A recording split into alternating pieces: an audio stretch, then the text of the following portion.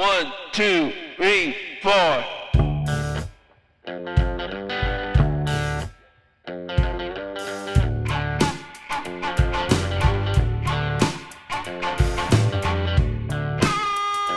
Welcome to the Polar Bear Project, a podcast for the autism community. My name's Alan Doyle, and today we're meeting with Eoin Stephens, a psychotherapist and trainer.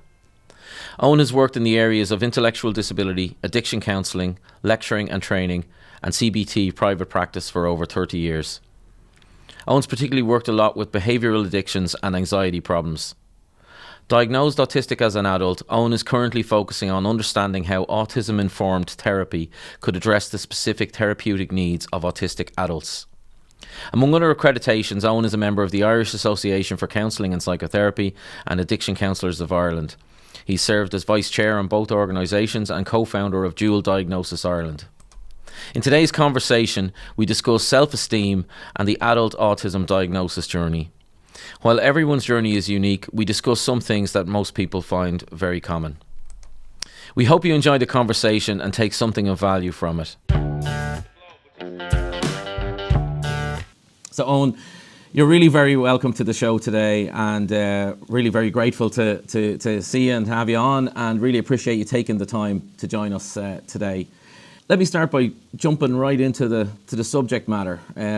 We don't know each other with the exception of actually just prepping to organise for this meeting. So I suppose just to in terms of my own background, particularly in relation to the topic that we're discussing today, I have attended counselling and psychotherapy and actually even psychoanalysis for a while over the years since my early to mid 20s. So I suppose 25 years or more now. At different times with different issues, I suppose depression, anxiety, relationship issues, never so much addiction problems or anything like that, but more of a kind of a disconnect or a mismatch between, you know, sort of what I'm experiencing things and life, I suppose, in general. And I suppose the confusion and self-doubt would have been a very kind of reoccurring theme or an issue for me. So as we were talking in terms of sharing ideas and notes prior to today's meeting, you mentioned low self-esteem and how that's a kind of a core issue or a common phrase when people are discussing mental health. So I suppose, can you just tell us what is low self-esteem? What does it look like, or how can it feel, or how does it manifest, and how does it affect behaviour? So it's a term which in some ways is a little old-fashioned. We don't use the term esteem very much in everyday life nowadays. I don't ask you who do you esteem. Mm-hmm. Yes. But, yes. You know, I suppose maybe low self-worth or self-value might be a slightly more user-friendly name. You know, it means that we rate ourselves in various ways very low. Not necessarily in every way. There may be aspects of ourselves that we rate a bit higher and others we rate a bit lower, but our overall rating of ourselves is very low. And we might rate other people in our lives low, but then we can always decide not to have much to do with them. We can't decide not to have much to do with ourselves. Actually, one of the ways I often describe it, particularly when I'm working with it, and I've worked a lot with it, it's been an issue in my own life, no more than yourself, lots of self-doubt. I've worked with loads of clients where there are low self-esteem issues, but in particular, a huge area of low self-esteem is for people growing up autistic. Either growing up knowing they're autistic, but just finding, you know, being treated quite negatively by the world, or growing up not knowing they're autistic and finding the world difficult without knowing why. But one of the ways that I sometimes spin it is to not so much talk about what there's too little of, which is self-esteem, but talk about what there's too much of, which is a negative self-view. So sometimes I think it's more useful to say you've a lot of negative view of yourself. That's the problem, you know? Yeah. But it's tied in so much with a lot of people's anxiety and depression and even developing addictions and things like that. So yeah, it's one of my big themes in my work these days. Yeah, no, very good. And I think I when I was younger, I did a bit of travelling, mostly around Europe and that. But it was one of those realizations of, you know, everywhere you go, there you are, you know, and and that if you, as you say, if it's an issue of it's the self rating and viewing of the self, and how you're kind of comparing yourself to whatever, Yeah, well, to other people around you, to expectations that perhaps you have of yourself. And then crucially, what happens, of course, is that you have this sense that other people see you that way. It's like you can't imagine that people could have a higher rating of you than you have of yourself. At best, you think you're getting away with it, which brings in the whole imposter syndrome kind of thing. And the whole masking thing, which of course again connects very strongly with autistic people's experience. I mean, this is something that isn't just about autistic people, but there's absolutely no doubt that it's common in that area. That sense of I have to pretend to be other than I am, because who I am people wouldn't like, and it isn't worth much, Yeah, exactly. And I suppose in terms of then that how does one, as I just said there in the questions, and we've talked a little bit about there, you've just said how that kind of manifests or affects our behaviour then. So I suppose then are these, what are the, so is addiction and other things a knock-on effect? That's what I'm trying to get to here, I suppose, or ask you the question. Is it a core? Is it kind of, or the other, core beliefs, for example, that, that phrase. So that's that thing, that's what tends to be, all right, okay.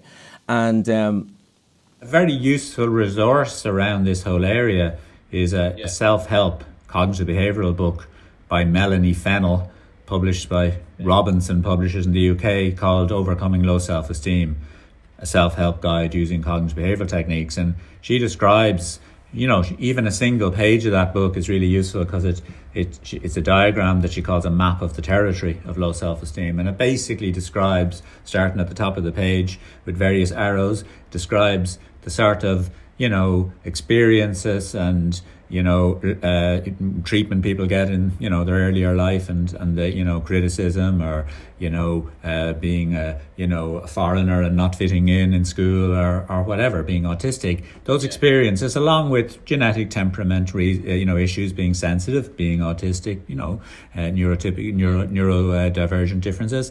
That's the starting point. But then out of that, you develop various negative core beliefs about yourself. She calls them bottom lines. So things like I'm not good enough, I'm not interesting enough, I'm boring, I'm unattractive, I'm stupid, I'm no good socially, all this kind of stuff. And so that's she calls it the bottom line, because that's the stuff you carry with you then, unless you're lucky enough to get some help with it, or figure it out some way for yourself. Otherwise, it just stays there as this is the truth. And then the two really interesting bits that she builds on that. First of all, she says that, out of that, if we believe these negative things about ourselves, then we're going to have to develop what she calls rules for living. I've sometimes called them strategies, In other words, okay, maybe if I hide who I am, or maybe if I please everybody, or maybe if I just keep myself to myself and have nothing to do with anyone, or maybe I can handle all of this if I drink a bit more and it'll give me more courage, or maybe if I prepare everything in advance, or all this stuff, and life becomes very hard and complicated. And that's what leads into what often brings people maybe for therapy, because people don't come to therapy saying, usually, I've low self-esteem, or I've negative core beliefs, or I've unhelpful rules for living. They say, I'm anxious, I'm depressed, I'm terribly self-critical. Every time there's a meeting coming up or a social occasion, I'm thinking I'll probably make a fool of myself and I won't know what to say. And then I spend time on my own and I get very depressed because I think nobody's going to love me. And, that's the territory, obviously, that people actually come with. But we try and break those vicious cycles, but we also try and dig back then to, well, what's the underlying rules for living that you've set up for yourself, and do we need to challenge those, and what are the core beliefs, bottom lines underneath those? And I mean, in my own personal experience, apart from the experience as a therapist, I would have, like yourself, found life confusing and difficult, and had a lot of self-doubt. And particularly, I think a very important phase of life for a lot of people is moving into early adulthood, early 20s. It's like, managing that transition. And if you've got a lot of self-doubt, a lot of low self-esteem, that's very difficult. And that was my experience. And I did a lot of therapy, like yourself. I attended a lot of therapy over the years, and it helped on and off, didn't always help. But just again to add this piece to the story, I was left until, I think it's just over 8 years ago now, I was still left with the feeling of, I've sorted a good bit of this out, I'm in a better place in my life. I still don't fully understand why I got that way. Why was life so difficult for me from a pretty early age? And it was only when I began to realise, hold on a second, this autistic thing that people talk about and people are writing about more and I'm meeting more in my practice, this is me, And so for me, the sense that, that's why, it's the way they describe it nowadays. They say, you're trying to be a Windows operating system and you're actually a Mac operating system. You're trying to be a duck and you're actually a swan. And so that stuff, I think, for some people, it's not the only root of low self-esteem, but for some people, that sense, there's something wrong with me, I don't fit in, I'm different, is really hard and really leads to that. So for me, that clicked a lot of things. I've been even better in my life since then, since I figured that piece out, Right, yeah.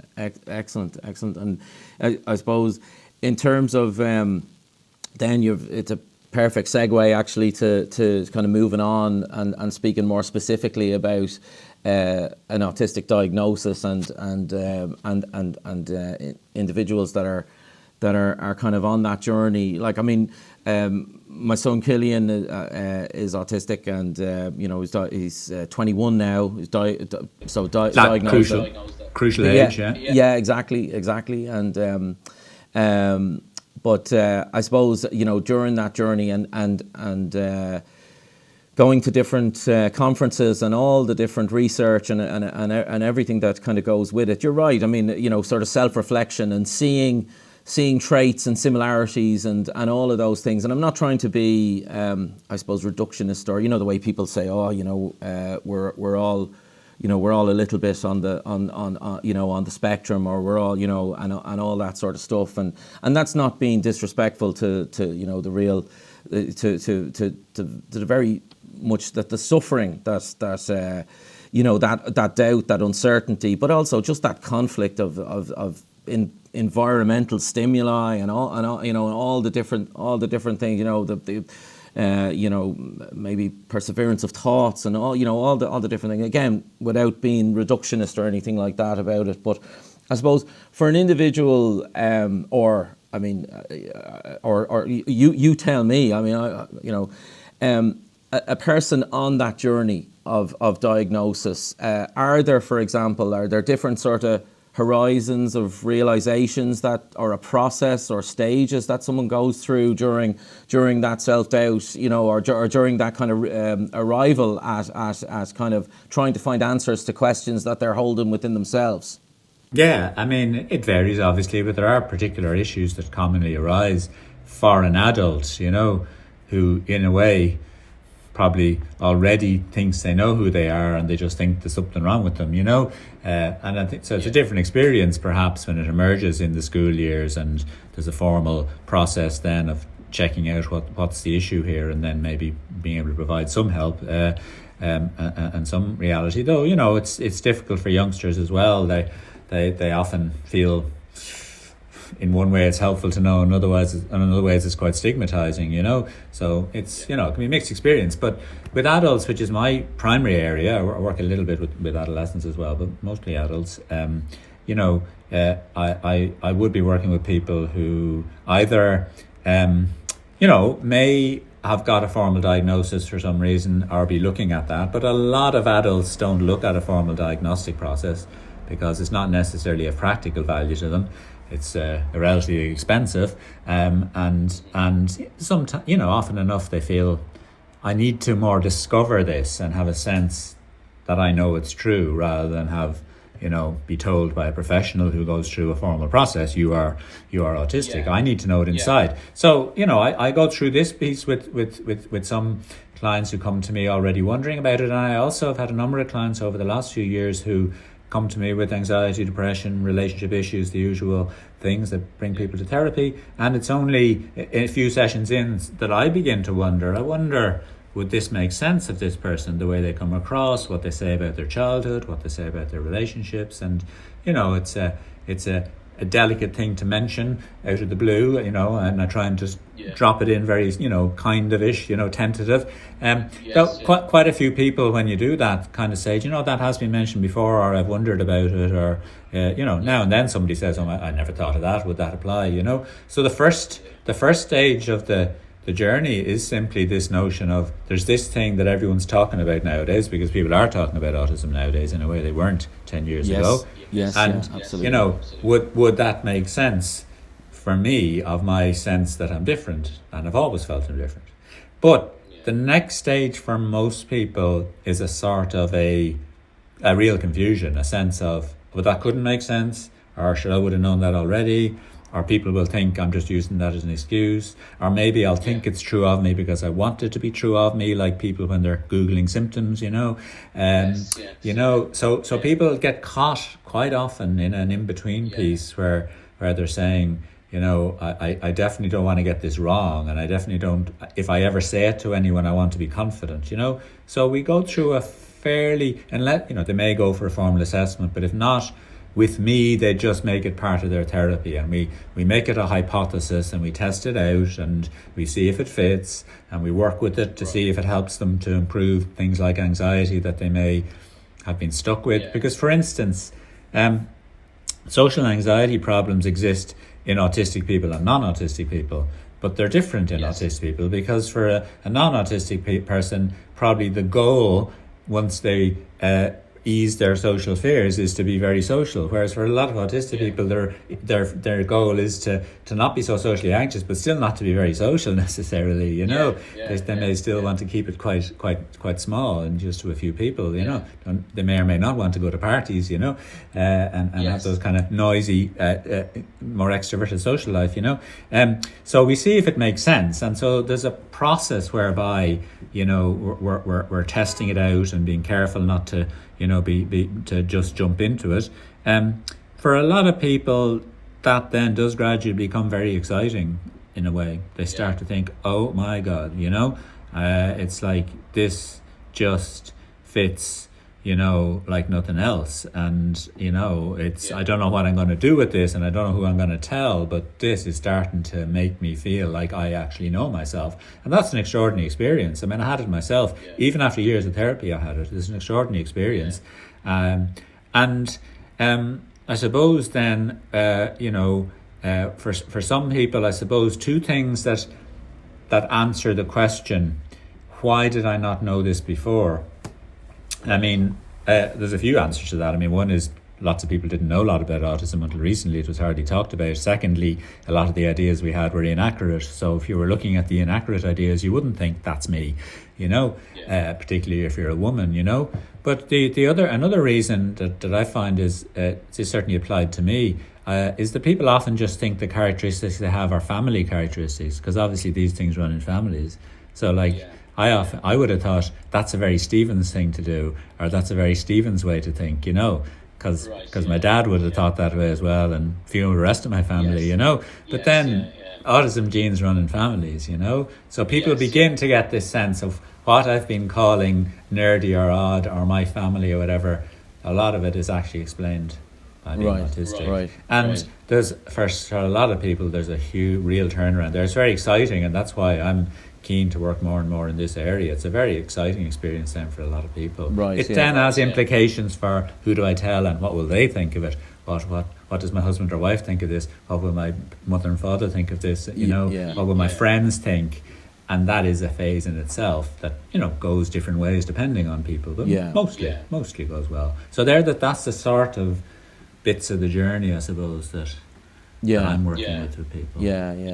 Fascinating. That is, and even as you were describing it there, I could, that there's a kind of a liberation to just knowing that, this is how I this is how I like when I'm doing this thing, or when I'm, you know, approaching this situation, this is how I like to approach it. And or if someone says something, because I'm, you know, I might say, listen, you know, sometimes if something catches my attention for a second, I won't hear what you're saying, and then it's like I've heard it, but it was like a time delay or something, you know, that sort of stuff. That's a personal thing with me sometimes. If and you know, and I would say, sorry, it's not, I wasn't ignoring you. It was like almost like a time delay there. Sorry, could you just repeat that again? Now, sometimes people can get a bit offended, or like, oh, you're not listening to me, and then other, you know, depending on the context and the situation, you know, it's fine. But I've found that, you know, when I spot myself doing it, that doesn't happen an awful lot, but, you know, it's one of these things that it's just a little bit more, you're kind of building that connection with the person, in terms of you're just sort of able to say, you know, sorry about that, this is how I prefer this, or this is how this works better for me, you know, and so on, and you can kind of move on. But that I get all that part. I suppose it's the piece, though, coming out to kind of discuss the vulnerability, in terms of saying to, you know, family members, or, you know, even your partner and so on, you know, that as you say, this thing where it might have been up until this time labelled as a particular family trait, or whether it's someone, you know, it's always all about you, or it's attention seeking, or all these different, you know, you know, I can nearly, you know, you can just, all the negative stuff starts to flood in. So the amount of courage that it must take for someone to, I suppose, take that step, and really, I suppose, if there's, you know, for those that are hearing it, you know, for the person that's telling them, you know, I think it's really important that they appreciate, you know, what's being said, and you know, and really hear it for what it is, and I suppose take the, you know, as I say, empathise with the amount of courage that's required for someone to talk about themselves in a very grounded and authentic way, you know, and that's a big step, you know.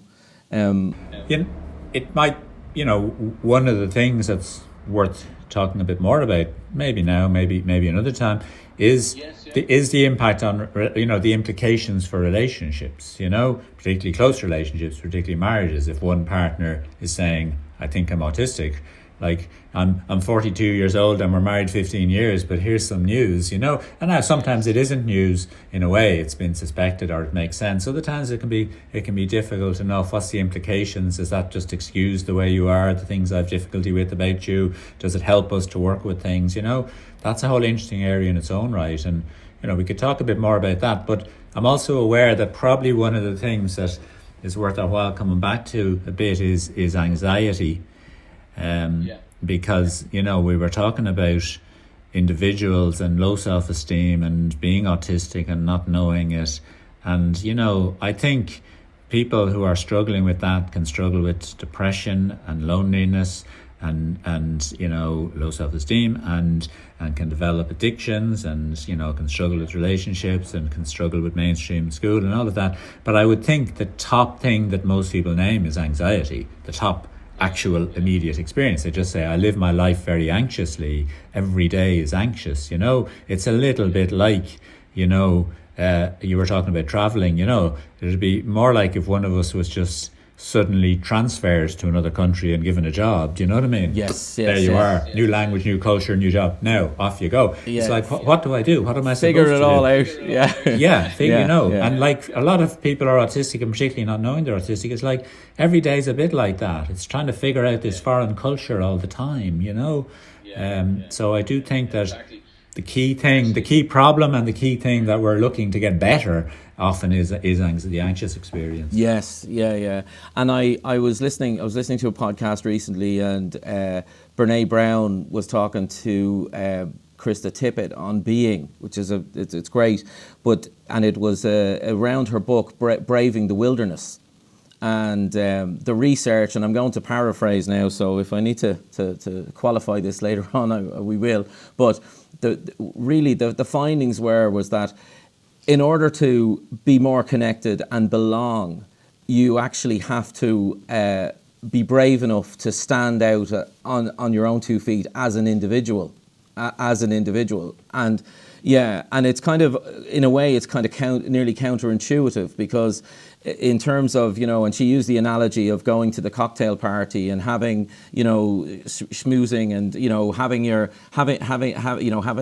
being all dressed up and have your face done and all that stuff. And then you go home and you're just exhausted because you kind of haven't been the person that you are, to a certain degree. And I just thought it was really good. It was a really, really, that belonging part, it is kind of counterintuitive. You have to, in order to, and that's why I went back or mentioned the piece about the vulnerability of coming out to family members and friends, that you're really, they can accept, reject, they can, they have to process it, as well, and all that side of things, No, but I think that is the core theme, really, in a way, that we're touching into today, because when I work with low self-esteem, and name it as that, and some people don't even know initially that that's what they're experiencing. Often this isn't just, as I said, with autistic people, but it often is because of the experience they've had. They're carrying huge anxiety. If you look at that anxiety, it's like there's different flavors of anxiety in life, There's the kind of anxiety, for instance, where, we kind of have learned, for whatever reason, to see the world as a dangerous place, largely, and you can learn that because you grow up in a difficult family environment. It's a jungle out there. Yeah, it's a jungle out there, or in a literal war zone, or because one or both of your parents were very anxious that way, so they saw the world as dangerous, so you learned to see it as dangerous, But in a way, there's a whole different way that people can experience being anxious, and that is not primarily that they see the world as dangerous, but they see themselves as inadequate. And then the world is dangerous because they're inadequate to it. So I often say it's the difference. It's the difference between you and I being in Syria, which is dangerous, so naturally we'd be terrified, or you and I being in, downtown Tokyo, which isn't particularly dangerous, but we'd be lost and we don't speak Japanese, No, so we'd and be even the inadequate. signs wouldn't be that familiar. Yeah. No, all of that. So the low self-esteem, the anxiety that comes from low self-esteem isn't so much about the world, it's about how inadequate you are to the world and how little you fit in and how incapable you are and how ignorant you are, and that is hugely helped then by exactly what you described. It's like, in the end, you've only got yourself. We're not going to replace that, so we have to find a way for you to value that, and a place where, and you don't have to fit into all the world, but you need to fit into some part of it, and less and less anxiety can result from that, a sense of something you can stand on, and you absolutely agree with you. This is a big chunk of the work I do, is that sense of taking risk. It's like, you got to put yourself out a little bit. You got to risk showing your real self, and then you'll find who your real friends are, and you might get a shock, or you might not, but you'll find out. And no other life is worth living, So no, it's very, very accurate what you're saying there. Absolutely, life is too precious. Life is too precious.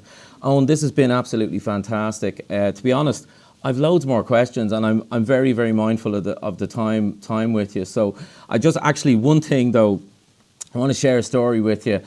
In the very early days when we were setting up the school, we got access to a house locally where we put where we used as the school building. And I was, at the time I was working, and the guy who was working with me, he was my shotgun rider on the van, and we were out doing deliveries and all that sort of stuff. And he was giving me a hand to I'm not sure whether I should name check him or not, but anyway, and he went to St. Michael's House, and he worked with us from time to time and helped out every now and again. And anyway, he'd great ways and great sayings and stuff like that. And we were in the house and we were lifting. It was late at night, and we were lifting in the furniture into the van to move stuff around and whatever. And it was really dark, and the floodlights were outside, and both of us quite bald still, even though back then in those days, and he actually was very bald. And the two of us are outside and we're sweating and the steam is just coming off our heads. And he turns around to me and he goes, "Hey Alan, is that self-esteem?" Pretty good. And I says to him, "You better believe it, Paul. You better." Yeah, that's fantastic. That would make a great kind of cartoon, wouldn't it? Exactly. And I love telling that story because it's just brilliant. It's really brilliant. He had loads of them. Hopefully, I'll probably throw them in every now and again. So, but it's as I said, self-esteem can be an issue, for lots of different people. But there is a particular, kind of need for us to be aware of it as an issue when we are, concerned about, what's often called nowadays neurodivergent populations, neurodiversity, all of that. In other words, when we're talking about autism and ADHD and dyslexia and dyspraxia and things like that, I mean, there's lots of other reasons, as I say, that people can develop low self-esteem, but a great phrase that's sometimes used in relation to people of colour, minorities like immigrants and so on, is minority stress. In other words, the very experience of being treated as kind of different and second class causes awful stress. And this phrase has recently been used of people with issues like ADHD and autism and so on. Absolutely. It's like you're treated as if you're a second-rate version of a proper human being, Yes. And that's enormously stressful, very bad for the self-esteem, very anxiety provoking, potentially depressing. So that leads back to the kind of work I do. Now I know at some stage, you might like to talk a little bit more even about some of the more specifics of, applying cognitive behavioural therapy and things like that in this area. Exactly. No, and so, we might talk another time about that. Definitely. But let me mention again that book. That book's a great resource for anyone particularly Melanie, concerned about low self-esteem. Melanie Fennell, Overcoming Low Self-Esteem. Excellent. Listen, so grateful, Eoin, to have you on. We'll definitely do this again. I mean, there's so much to share and so much to discuss. On behalf of everyone here and the Polar Bear Project, Eoin, it's been absolutely fantastic talking to you. Have a great day. All right. Yeah, you too. Lovely to meet you. I'll talk to you. Yeah, if you want to advertise, cheers. Please get in touch with Thanks, us. Eoin. Thank you. Take care. Thanks for taking the time to listen. We hope you took something of value from it. You'll find links in the show notes on the website. And as we mentioned, everyone's journey is unique. However, it's also reassuring to know that you're not alone. If you have any ideas or suggestions, please contact us. Drop us a line to hello@polarbearproject.com. You can find us on Facebook, Instagram, YouTube and Twitter. We want to hear your story. Please get in touch with us. The project is currently 100% voluntary. You can donate and subscribe on our website. We are so grateful for all your contributions and support to date.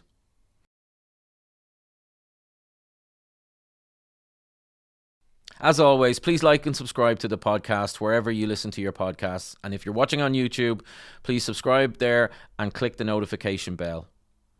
We look forward to sharing another episode with you soon. Wow, this is so exciting. Wow, it's so exciting.